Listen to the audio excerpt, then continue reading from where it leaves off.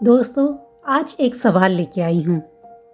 आप मुझे बताएं कि जब आप कुछ बहुत टेम्पटिंग, दिखने में बहुत सुंदर सी चीज़ को मुंह में रखते हैं, ये सोच के कि ये तो स्वाद से भरपूर होगी, और मुंह में रखते ही आपको या तो बहुत ज़्यादा तीखा लगने लगता है या बहुत कड़वा, तो आप क्या करेंगे?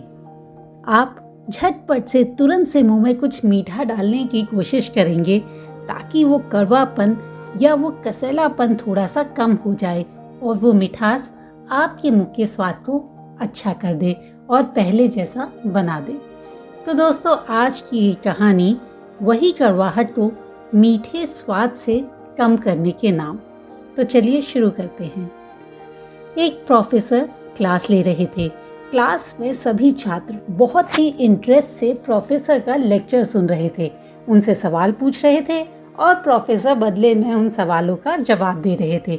बड़े ही रोचक तरीके से क्लास चल रही थी, पर उसमें एक स्टूडेंट ऐसा था जो चुपचाप और गुमसुम बैठा रहता था।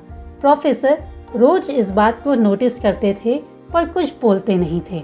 लेकिन जब 1 महीने से लगभग ऐसा चलता रहा तो प्रोफेसर ने एक दिन उस स्टूडेंट को अपने कैबिन में बुलाया और पूछा, भाई ये बताओ कि तुम उदास क्यों रहते हो? मैं बहुत दिनों से देख रहा हूँ, तुम क्लास में आते हो पर ना तो किसी बातचीत का हिस्सा बनते हो, ना कोई सवाल पूछते हो। अरे मुझे ये बताओ कि क्या कोई कमी लगती है तुम्हें मेरी पढ़ाई में? छात्र कहता है, नहीं नहीं सर, ऐसी बात नहीं है। तो फिर क्या बात है, मुझे बताओ, प्रोफेसर कहते हैं। छात्र, सर, अरे हिचकिचाओ मत, अपना दोस्त समझ के मुझे बताओ, मैं भी तो देखूं कि क्या ऐसी बात है जो तुम्हें मेरी क्लास में मज़ा नहीं आता। छात्र कुछ हिचकिचाते हुए बोलता है, सर ये मसला आपसे जुड़ा हुआ नहीं है।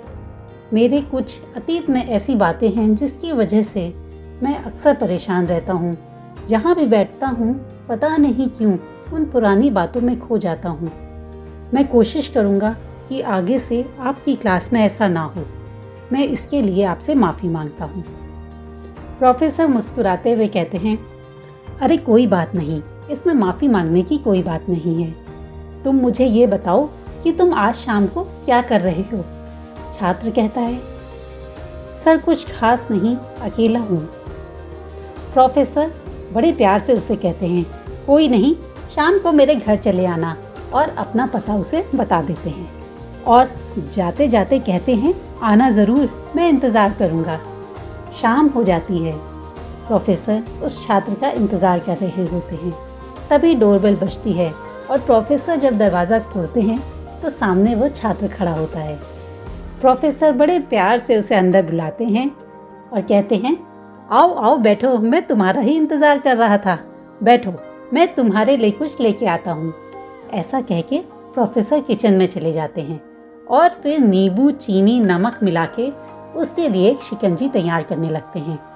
प्रोफेसर शिकंजी में नमक थोड़ा ज़्यादा ही डाल देते हैं और आके शिकंजी का ग्लास उस छात्र के हाथ में दे देते हैं और कहते हैं, पियो पियो, मज़े से पियो, संकोच मत करना, गर्मी के दिन हैं, ये शिकंजी तुम्हें बड़ा आराम देगी। छात्र हाथ में शिकंजी का गिलास ले लेता है और एक घूंट लगाता है। एक घूंट लगाते ही उसके चेहरे के भाव थोड़े बिगड़ जाते हैं। नमक का स्वाद शिकंजी में कुछ ज़्यादा ही आ गया था। प्रोफेसर उसके चेहरे के हाव भाव को तुरंत पढ़ लेते हैं और कहते हैं, क्या हुआ, शिकंजी पसंद नहीं आई तुम्हें? छात्र कहता है, नहीं नहीं सर, ऐसी बात नहीं है, शिकंजी तो अच्छी है लेकिन नमक थोड़ा ज़्यादा हो गया है। अरे, प्रोफेसर कहते हैं, अरे ये शिकंजी तो बेकार हो गई, लाओ लाओ ग्लास मुझे दे दो, मैं इसे अभी फेंक देता हूँ और तुम्हारे लिए एक दूसरा बनाता हूँ। छात्र कहता है, नहीं नहीं सर, शिकंजी खराब नहीं है, बस नमक थोड़ा ज़्यादा है, अगर हम इसमें थोड़ी चीनी मिला दें तो इसका स्वाद ठीक हो जाएगा। यह बात सुनकर प्रोफेसर गंभीर हो जाते हैं और कहते हैं, सही कहा तुमने, अब इसे समझ भी जाओ।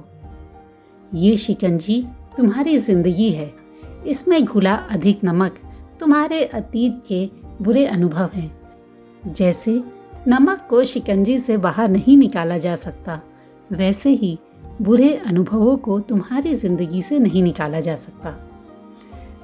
ये बुरे अनुभव तुम्हारी ज़िंदगी का हिस्सा हैं। अब जैसे कि तुमने कहा कि शिकंजी तो बुरी नहीं है, वैसे ही तुम्हारी ज़िंदगी भी बुरी नहीं है, बस इसमें बुरे अनुभव यानी नमक थोड़ा ज़्यादा है। और जैसा कि तुमने खुद कहा कि चीनी डाल देने से ये शिकंजी ठीक हो जाएगी, वैसे ही तुम्हारे जीवन में भी कुछ अच्छे मीठे पल डाल देने से तुम्हारा जीवन भी बिल्कुल सही हो जाएगा। और बेटा, अब इस जीवन को मीठा बनाने के लिए तुम्हें इसमें कुछ मीठे अनुभव डालने होंगे, और वह अनुभव तुम जब तक नहीं डालोगे तुम्हारी ज़िंदगी में मिठास नहीं आएगी। छात्र मुस्कुराया और प्रोफेसर का धन्यवाद किया और उन्हें कहा कि सर, कल से आप मेरी ज़िंदगी मीठी देखेंगे। मुझे यहाँ बुलाने के लिए आपका धन्यवाद। दोस्तों, हमारा जीवन तो अच्छी और बुरी दोनों तरह की घटनाओं से मिलकर बना होता है। कुछ यादें अच्छी होती हैं तो कुछ बुरी।